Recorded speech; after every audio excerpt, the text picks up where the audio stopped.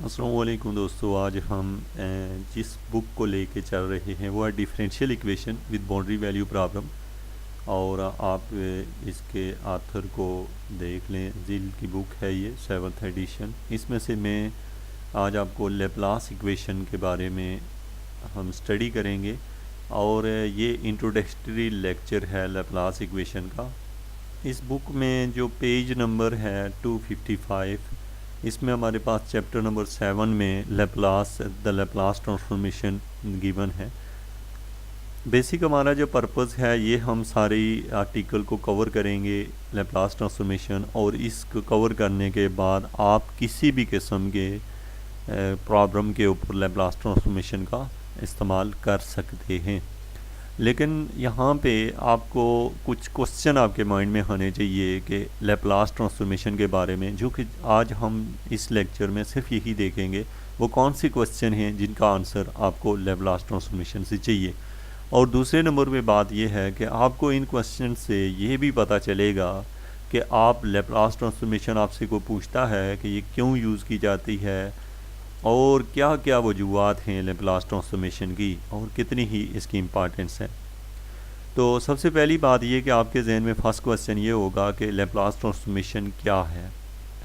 तो इसकी हम डेफिनेशन देखेंगे, और फिर हमारे पास इसको स्टडी करने का दूसरा मकसद ये कि हम डिफ्रेंशिएट करते हैं, इससे इंटीग्रेट कर सकते हैं ऐसे प्रॉब्लम्स जो हम लोगों से सॉल्व नहीं हो पाते आसानी से, और हम अगर लेप्लास ट्रांसफॉर्मेशन का यूज़ करें तो उन क्वेश्चन को डिफ्रेंशिएट करना और इंटीग्रेट करना आसान हो जाता है।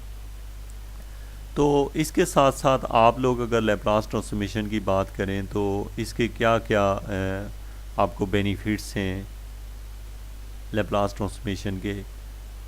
तो इसमें आपने जो सबसे अहम इसकी डेफिनेशन है या लेप्लास ट्रांसफॉर्मेशन जो है वो क्या है, तो आपका बस इसका आंसर ये होना चाहिए कि the Laplace transformation is particularly useful to solve linear ordinary differential equation such as those arising in analysis of the electronic circuit. तो आपने इसमें जो इलेक्ट्रॉनिक सर्किट में से जो क्वेश्चन बनते हैं उनको सॉल्व करने के लिए, अब वो कौन से क्वेश्चन होते हैं, वो होते हैं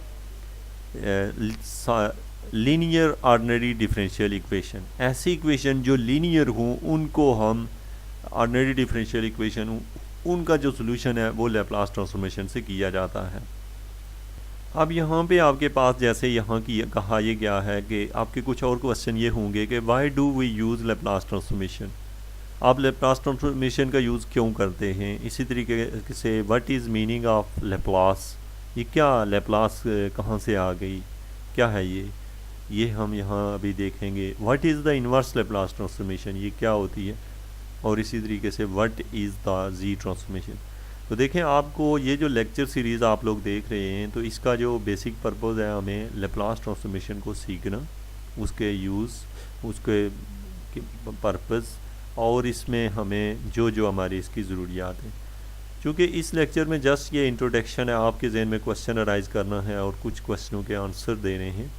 तो आपका जो फर्स्ट क्वेश्चन है, why do we use Laplace transformation, तो लेप्लास ट्रांसफॉर्मेशन हम क्यों यूज़ करते हैं, आपको इसका आंसर पता है कि लेप्लास ट्रांसफॉर्मेशन जो है ये बहुत ही बेहतरीन प्रॉपर्टीज़ रखती है, और इसकी मदद से हम लोग डिफरेंशियल इक्वेशन को सॉल्व करते हैं। कौन सी डिफरेंशियल इक्वेशन को, लीनियर डिफरेंशियल इक्वेशन को। और इसके अंदर हम करते ये हैं कि जो अलजेब्रिक इक्वेशंस में कन्वर्ट करते हैं, जो डिफरेंशियल इक्वेशन होती है उसको हम अलजेब्रिक इक्वेशन में कन्वर्ट करते हैं। और कैसे कन्वर्ट करते हैं, simple algebraic equation and then inverting the transformation we can derive a solution of the differential equation। सबसे पहले हम इसे algebraic equation में कन्वर्ट करके फिर इसके ऊपर इन्वर्स ट्रांसफॉर्मेशन लगा के इसका जो सोल्यूशन होता है वो फाइंड करते हैं। तो होप सो आपको इस बात की समझ आई होगी कि लेप्लास ट्रांसफॉर्मेशन की क्या अहमियत है। मेन ये डिफरेंशियल इक्वेशन को सॉल्व करने का एक टूल है। नेक्स्ट हमारे पास प्रॉब्लम है कि what is the meaning of Laplace transformation. अब आप इसको देखें तो इसके क्या मीनिंग हैं। तो मैथमेटिक्स में ये है वो लेप्लास जिसने इस इक्वेशन को डिराइव किया है, और ये जो इसका काम है ये 23 मार्च है 1749 को में भी ये इसकी डेट ऑफ बर्थ है। आप इसको मज़ीद स्टडी कर सकते हैं। तो जस्ट ये है लेप्लास जिसने सबसे पहले इसको आगाज़ किया। तो इसमें हमारे पास जो है इसके मीनिंग में जो मैथमेटिक्स में लेप्लास ट्रांसफॉर्मेशन जो है सबसे पहले जिस बंदे ने इसका स्टार्ट लिया है वो पीरे सीमन लेप्लास है। और इसने कहाँ से इसको शुरू किया? सबसे पहले जो है इसने it take a function of a real variable t, इसने एक फंक्शन लिया है real variable t to function of a complex variable s. तो इसका स्टार्ट सबसे पहले यहाँ से हुआ। नेक्स्ट हमारे पास प्रॉब्लम क्वेश्चन है what is inverse Laplace transformation. तो आप देखें इसमें तो इनवर्स लेप्लास ट्रांसफॉर्मेशन तो बस आप ये समझ लें कि जब हम लेप्लास ट्रांसफॉर्मेशन लेते हैं तो उसके रिज़ल्ट के उस ट्रांसफॉर्मेशन में कुछ वेरिएबल इन्वॉल्व हो जाते हैं, हमने उनको वापस ओरिजिनल फॉर्म में लाना होता है, तो उसको हम इनवर्स लेप्लास ट्रांसफॉर्मेशन कहते हैं।